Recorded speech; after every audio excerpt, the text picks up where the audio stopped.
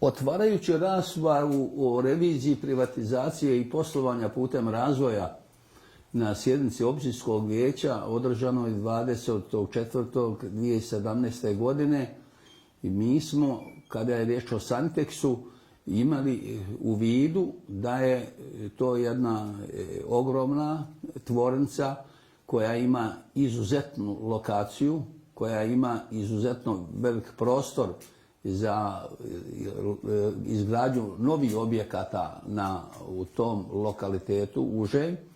I pošli smo od toga da prije gradnje bilo kakve novih kapaciteta treba poći od onoga što što Saniteks ima. A Saniteks je imao sve fabrike popunjene sa opremom savremenom, jedino u tkaonici je imao stare strojeve koje još iz Brčkog, to je bila prva fabrika u to vrijeme u Bosni, kad je napucala tu proizvodnju i odnosno uvodila nove strojeve, onda je te stare su isključeni, dakle iz Brčkog, instalirani u Velikoj Kladuši. Ali je to korišteno jedno kratko vrijeme i iza toga potpuno su novi strojevi kupljeni i dakle oprema je bila potpuno nova. Međutim, ulazeći u Saniteks nakon provedene privatizacije, a i prije toga, kad su pripreme vršile za tu privatizaciju, dosta je te opreme prodano. Nakon toga je sva oprema prodana i mi moramo ući, jer način i informacije sa kojima sada raspolažemo, mogli smo ovlaš na njih se osvrtati, ali sad kad ulazimo u jedan ovako zamašan projekat strategije razvoja za period 21-31 godina, kad želimo da preokret jedan u razvoju općine Velika Kladuša napravimo, onda ne možemo tek tako preći preko tog resursa koji se zove Saniteks i preko onoga što je Saniteks trenutno imao. Raspravljajući o privatizaciji, uvijek se smatralo na to da se uvede neki partner i tako je i uveden Prevent. Ali prije uvođenja partnera, po informacijama sa kojima raspolažemo, je otuđeno mnogo te opreme na jedan neprimjeren način. Ali sad je prilika i da se u to dublje uđe, a onda naročito dolaskom Preventa, onda je sva oprema isključena, fabrike su ostale prazne i nije problem što su one prazne, nego što se sad radi o tome u proizvodnoj orijentaciji koja je ugrožena. Saniteks je obezglavljen, a pogotovo prodajom objekata u kojima su bili instalirani ti kapaciteti, odnosno ta oprema, to posebno zbunjuje. Međutim, mora se tu ući u tu suštinu, jer bez osvrta tog na stanje, zatečeno stanje, nema mogućnosti da se projicira pametnije budući razvoj. I nije, problem u tome što je samo oprema prodata, nego ona je proglašena zastarjelom, otpadom i prodata kao otpad, a tu se radilo o vrlo vrijednim strojevima, naročito za proizvodnju samoljepljivih traka, o strojevima u fabrici kozmetike i tako dalje. I onda kroz to je oslabljena materijalna osnova Saniteksa, bez obzira čiji Saniteks bio, i ugrožena startna pozicija za kreiranje, izradu i realizaciju strategije razvoja za period 21-31 godina. Drugi ozbiljan problem je to što se do sada Prevent nije pokazao kao partner na kojeg općina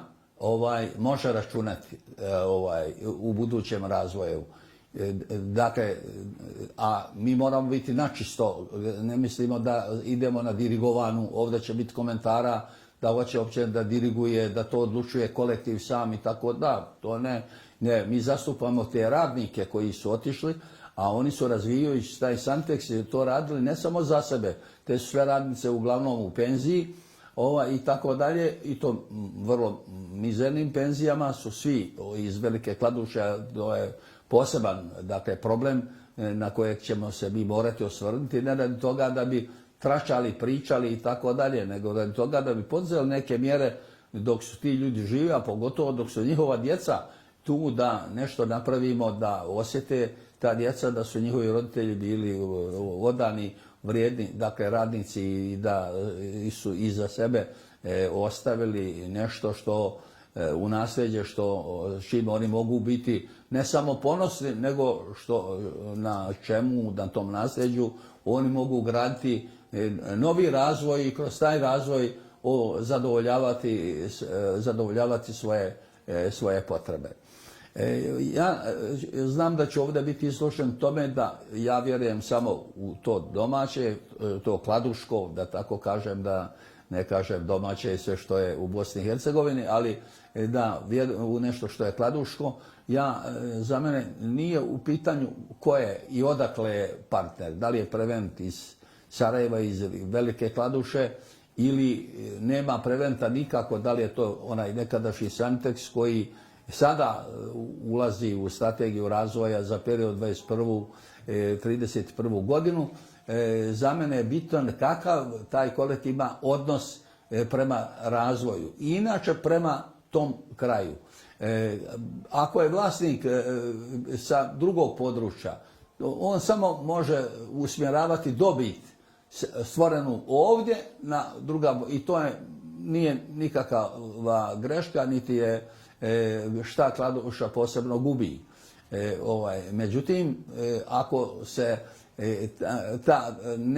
ta firma napušta sistem rada koji je bio izuzetan, ako napušta praksu koja je hvale vrijedna, ako napušta imidž koji je firma sa svojim proizvodima stvorila i stvara, onda je to poseban problem. Jer je danas svi zagovaraju poslovne zone. A ja polazim od toga, mi u Velikoj Kladuši, radeći na strategiji razvoja za 21-31 godinu, polazimo od toga, od tih objekata koji su već tu, i da oni budu ta osnova u koju treba ugraditi nešto novo, savremeno, i kako bi dobili još bolje savremenije proizvode, i onda na to da kad nadomjestimo i tehnologije nove koje trebamo uvesti, jer mi smo napustili niz tehnologija kad je riječ o Santeksu,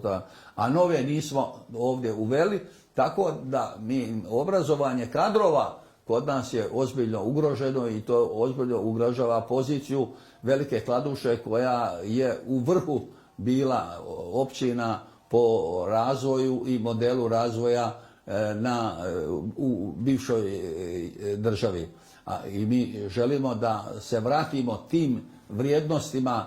koje smo stvorili, stekli, izgradili i tako dalje, i ne želimo da to napustimo. I svako zagovaranje, a pogotovo stimulisanje poslovnih zona novi, da bi onda pozvali partnere, mahom strance, da oni instaliraju svoje kapacitete i rješavaju naše razvojne probleme, to je totalna zabluda, a mi u Velikoj Kladuši imamo tu veliko iskustvo, jer nama su govorili da jedino se veliki sistemi mogu biti rješenje za razvoj, i onda mi smo gradili i izgradili veliki sistem, ali nismo napustili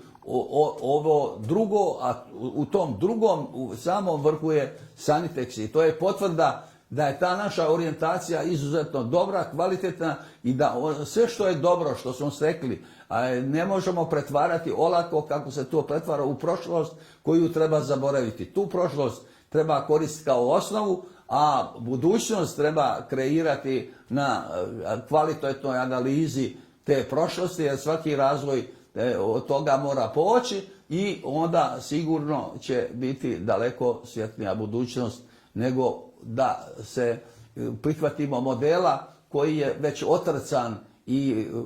koji kopiraju jedni od drugih, drugi od treći u nedogled i tako dalje. Treba, dakle, zadržati se na svemu onom što je pozitivno, to razvijati i stvarati na tom pozitivnom